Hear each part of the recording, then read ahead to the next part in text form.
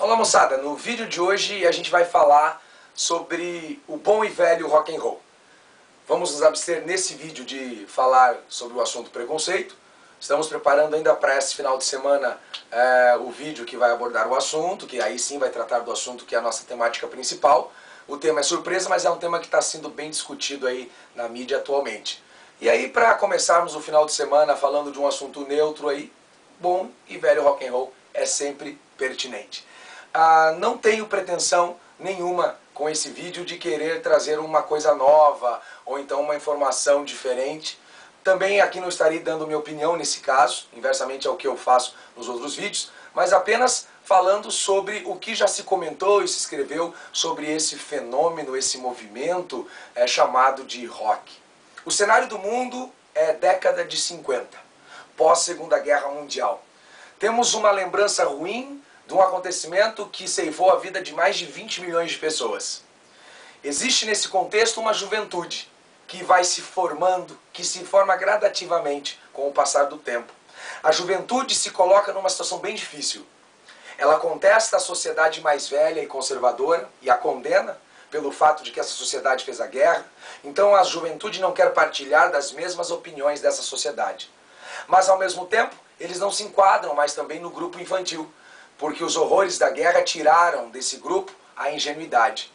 Por isso, esses jovens procuram meios e maneiras de contestar e expressar as suas ideias. Vários elementos influenciaram na formação desse movimento que hoje é mundialmente conhecido e eu diria até que é eternizado. Elementos que vieram do cinema, como é o caso de James Dean e o seu Juventude Transviada, onde ele apresenta um estereótipo que a juventude irá adotar como uma forma de expressar na roupa a sua contestação, o topete, a jaqueta, a calça jeans.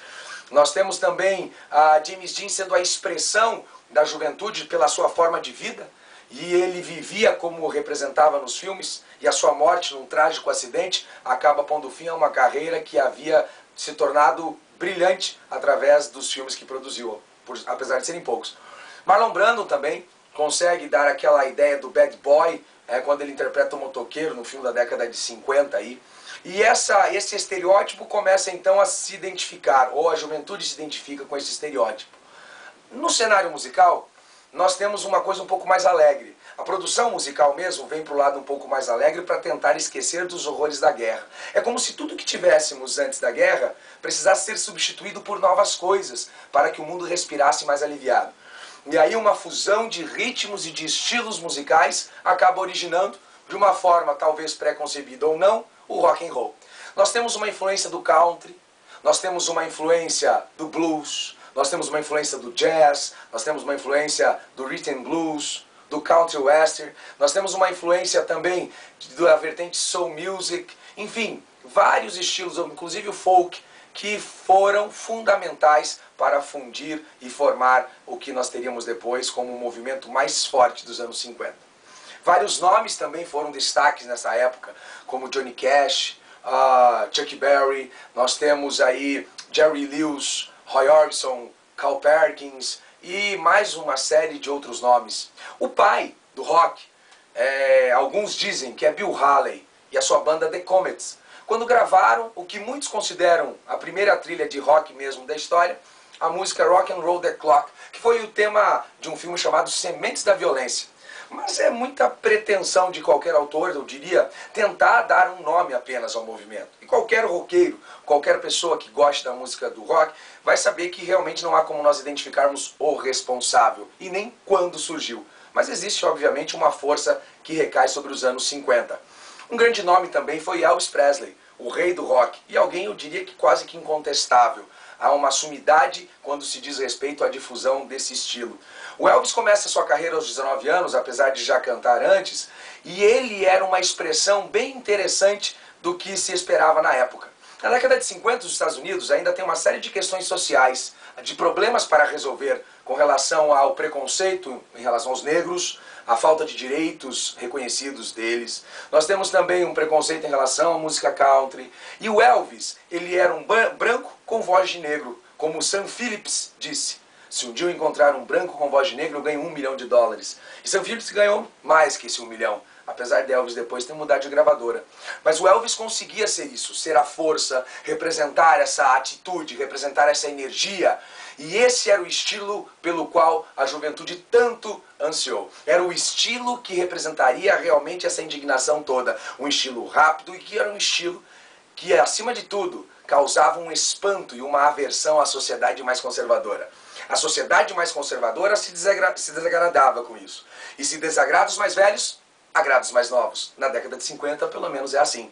E aí nós temos os anos posteriores, a década de 60, 70, revigorando cada vez mais esse movimento. Mas aí o encontro das questões se deu mesmo aí no pós-Segunda Guerra Mundial. Então veja, a juventude escolheu um estilo para se vestir, a juventude escolheu uma música para ouvir e também um nome e o termo que agredia a sociedade mais conservadora. O rock and roll é considerado por alguns uma forma geriática de se referir a uma relação sexual, a um rala e rola. Por isso até o nome era um nome que contestava, até o nome afrontava diretamente. Por isso é que o rock talvez tenha dado tão certo e tenha continuado tão forte ao longo dos anos. Esse movimento, ele depois serviu inclusive como meio, como canal para expressar ideias que depois contestaram guerra do Vietnã, que depois contestaram questão da divisão do mundo em muros e lados opostos, questões que vão contestar a desigualdade, e as vozes serão das mais variadas, das mais diversas formas, todas tentando expressar alguma coisa em relação ao que a sociedade está passando. E o mais importante de tudo isso talvez seja que o rock tenha conseguido chegar nas diferentes camadas sociais, tenha conseguido preencher espaços e vazios que numa época onde o mundo estava se destruindo, existiam em muita quantidade. Esse estilo, ele acabou fazendo com que o jovem pudesse ser ouvido, reconhecido e passasse a ganhar dinheiro, algo que a sociedade capitalista tinha como um valor pleno. Então o jovem começou também a ter uma possibilidade de ter as suas ideias expressas através de uma composição musical. Talvez isso seja a coisa mais importante ou a influência mais forte que o rock tenha exercido sobre nossa sociedade.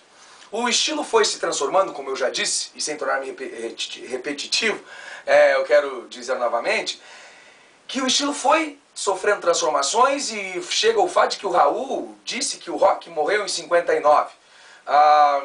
Por causa das influências e das transformações e adequações que vai sofrendo. Só que a ideia dele permaneceu viva por muito tempo.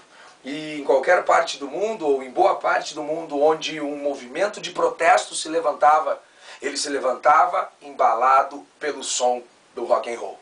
Nos anos 60, o Rolling Stones vai dar uma ênfase diferente à produção com guitarra, dando uma agressividade um pouco maior. Jimi Hendrix depois transforma todo o cenário e transforma a guitarra em algo simplesmente mágico. Janis Joplin, com a sua voz rouca, ela tinha simplesmente uma situação toda ao seu favor, onde a juventude a venerava, e ela acabou sendo vítima dos próprios excessos, mas viveu uma vida muito louca.